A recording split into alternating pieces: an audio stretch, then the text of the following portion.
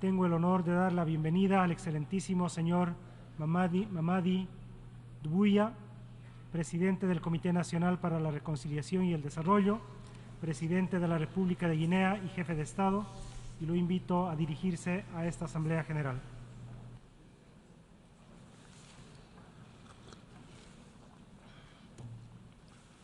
Monsieur le Président, Excellences, Mesdames et Messieurs les chefs de délégation, Monsieur le Secrétaire général,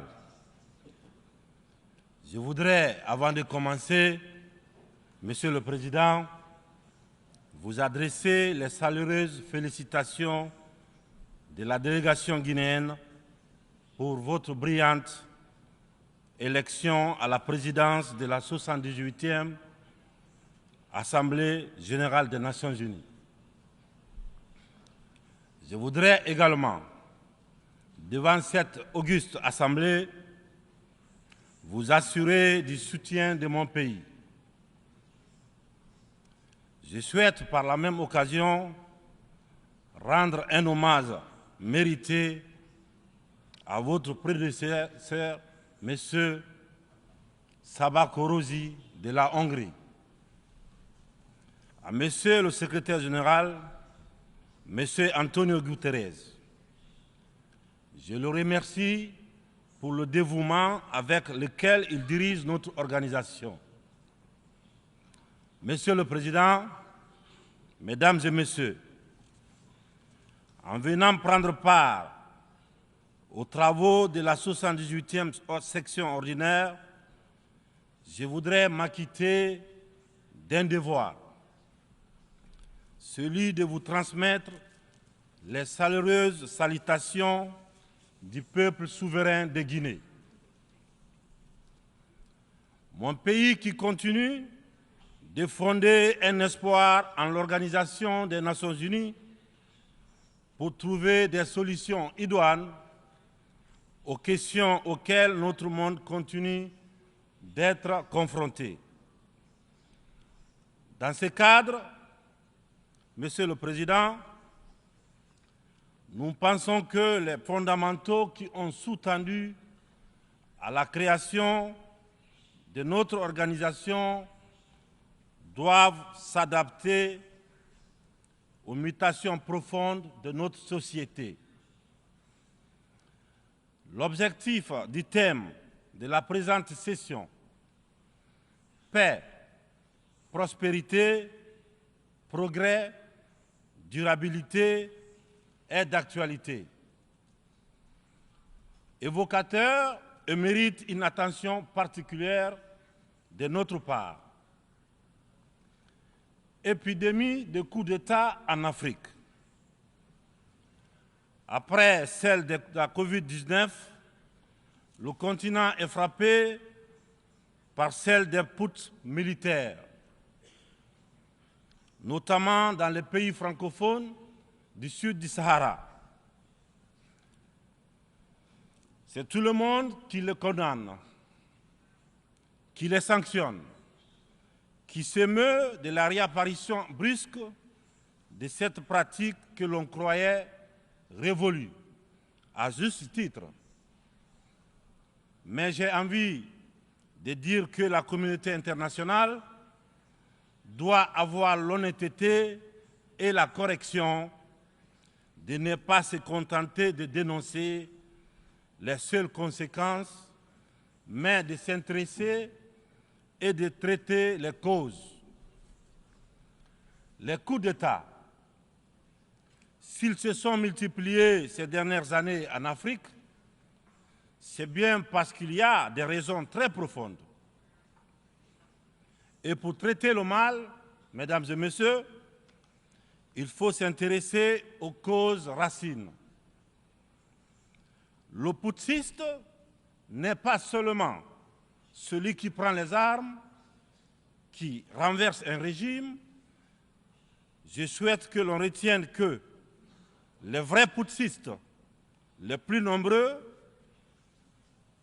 qui ne font l'objet d'aucune condamnation, c'est aussi ceux qui manigancent, qui utilisent la fourberie, qui trichent pour manipuler les textes de la Constitution afin de se maintenir éternellement au pouvoir. C'est ceux en col blanc qui modifient les règles du jeu pendant la partie pour conserver les rênes du pouvoir. Voilà les putschistes les plus nombreux. Monsieur le Président, Mesdames et Messieurs,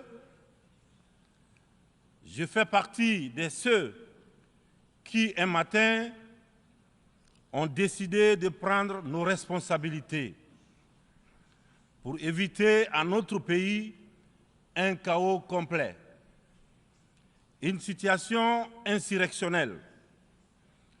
Aucune force politique, toute complètement neutralisée à l'époque, n'avait ni le courage ni les moyens de mettre fin à l'imposture que nous vivions.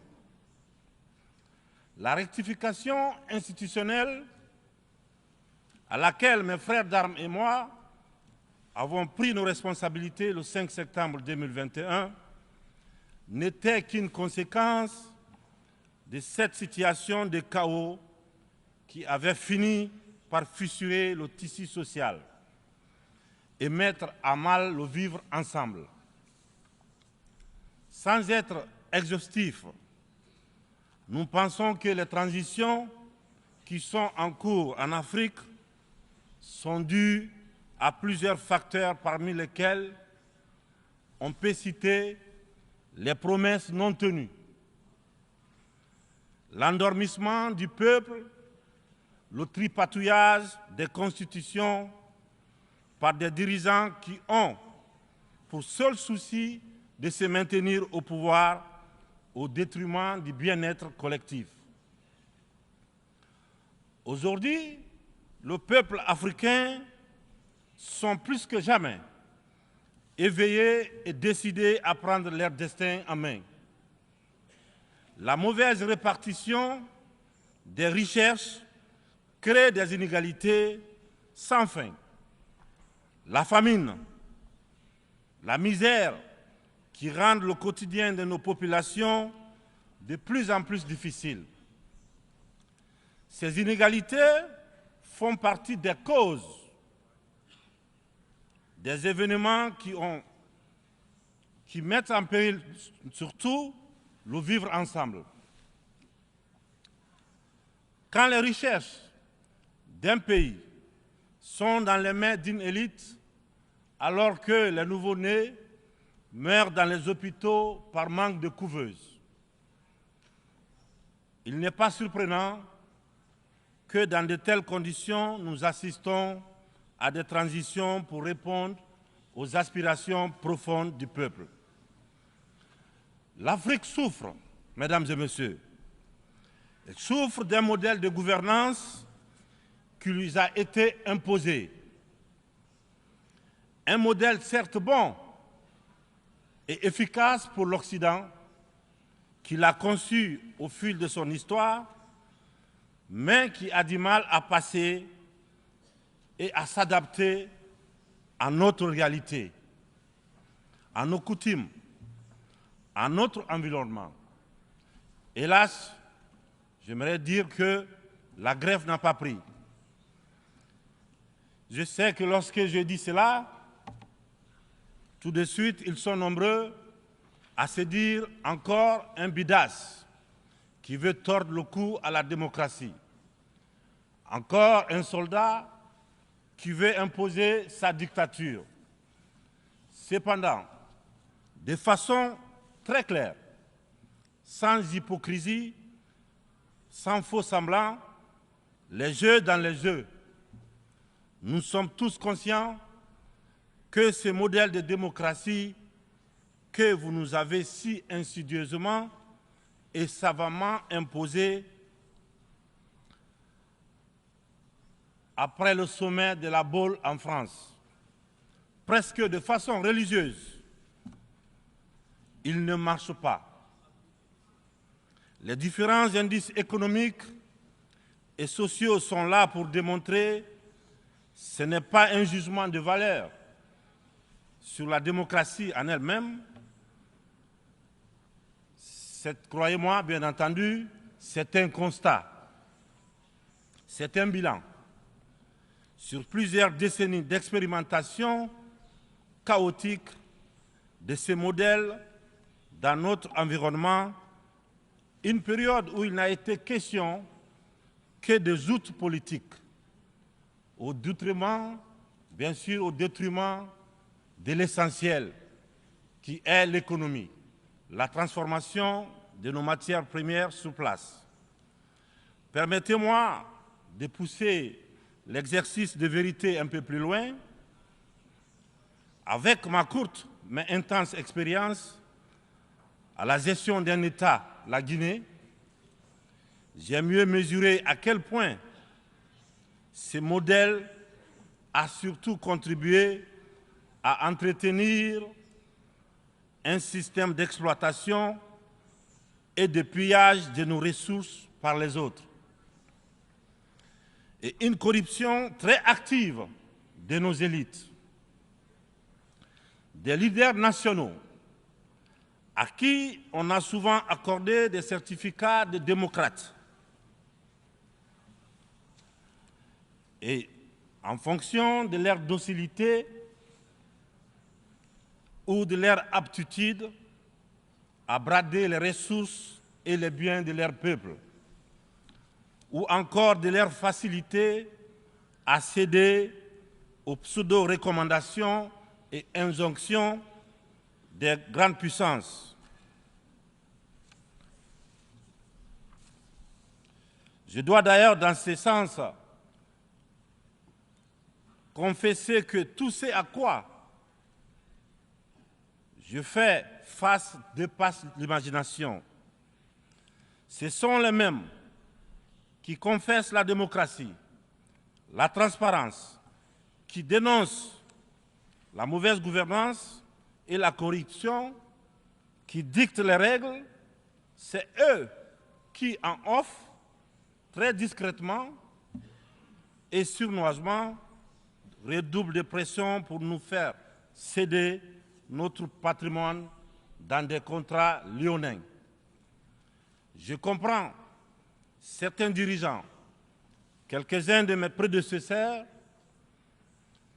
qui, parce qu'ils avaient des fragilités, parce qu'ils étaient sous pression, ou parce qu'ils traînent des casseroles, ou surtout parce qu'ils avaient des agendas politiques, ont cédé à ce qu'on leur demandait.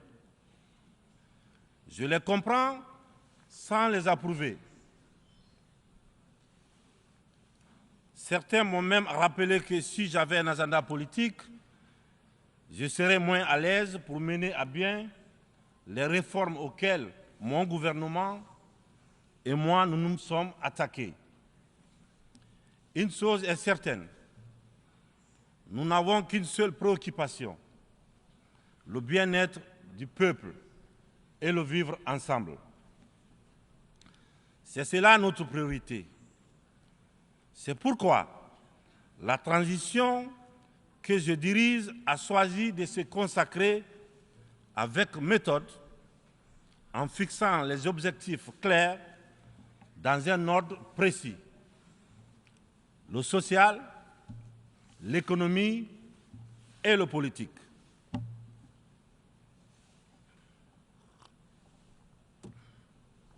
Monsieur le Président, Mesdames et Messieurs, mon uniforme, je l'ai mis au service de mon peuple. Je vous serai reconnaissant de respecter ces serments, de nous tenir à distance respectable des divisions, de toutes sortes, que beaucoup essaient de nourrir dans nos pays. Le Sahel traverse l'une des histoires les plus graves de sa très vieille histoire, mais elle a les ressorts nécessaires pour y faire face.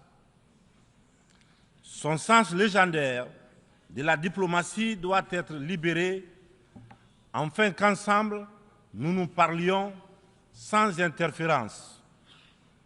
C'est pourquoi Et pour cela que la CEDEAO, dont la vocation était économique, doit cesser de se mêler de la politique et privilégier le dialogue. Nous, Africains, nous sommes fatigués, épuisés des catégorisations dans lesquelles les uns et les autres veulent nous mener et surtout veulent nous cantonner. La population de l'Afrique est jeune. Elle n'a pas connu la guerre froide. Elle n'a pas connu la guerre et les guerres idéologiques qui ont façonné le monde pendant les 70 dernières années. C'est pourquoi nous, Africains, nous trouvons insultants les cases, les classements qui tantôt nous placent sous influence des Américains, tantôt sous celle des Anglais, tantôt des Français, tantôt des Chinois, des Russes et même des Turcs. Nous ne sommes ni pro, ni anti-américains, ni pro, ni anti-chinois, ni pro, ni anti-français, ni pro, ni anti-russe, ni pro, ni anti-turc. Nous sommes tout simplement pro-africains. C'est tout.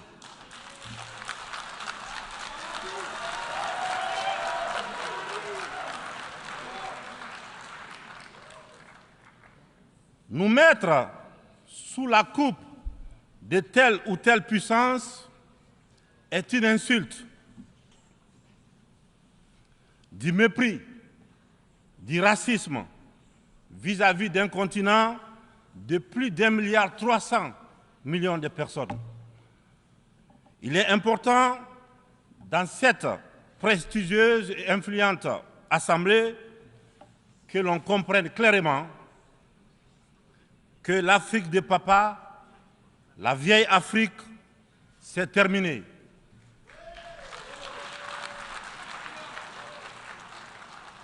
Avec une population de plus d'1 milliard d'Africains, dont environ 70% de jeunes totalement décomplexés, des jeunes ouverts sur le monde et décidés à prendre en main leur destin. Il est venu le moment de prendre conscience que les structures, les règles issues de la Seconde Guerre mondiale, en l'absence de nos États, qui n'existaient pas encore, sont obsolètes. C'est la fin d'une époque déséquilibrée, injuste, où nous n'avons pas droit au chapitre. C'est le moment de prendre en compte nos droits, de nous donner notre place, mais aussi et surtout le moment d'arrêter de nous faire de la leçon, de nous prendre de haut, d'arrêter de nous traiter comme des enfants. Rassurez-vous, rassurez-vous, nous sommes suffisamment grands pour savoir ce qui est bien et ce qui est bon pour nous. Nous sommes suffisamment matures pour définir nos priorités, pour concevoir notre modèle qui corresponde à notre identité, à la réalité de nos populations, à ce que nous sommes tout simplement. Nous vous serions fort reconnaissants de nous faire confiance et de nous laisser mener notre barque comme vous l'avez permis dans certaines régions du monde. Vous l'avez permis en Asie, en Proche et Moyen-Orient, pour ne citer que cela. Cette infantilisation est du plus mauvais effet pour une jeunesse africaine qui s'est émancipée. Dans ce contexte, nous sommes tous interpellés et appeler à procéder à une meilleure analyse de la situation en vue d'initier et de poursuivre de nouvelles politiques au bénéfice de tous. La communauté internationale doit regarder l'Afrique avec les yeux neufs. Elle doit entreprendre avec elle désormais une coopération franche dans un esprit de partenariat gagnant-gagnant. Je vous remercie de votre attention. Merci.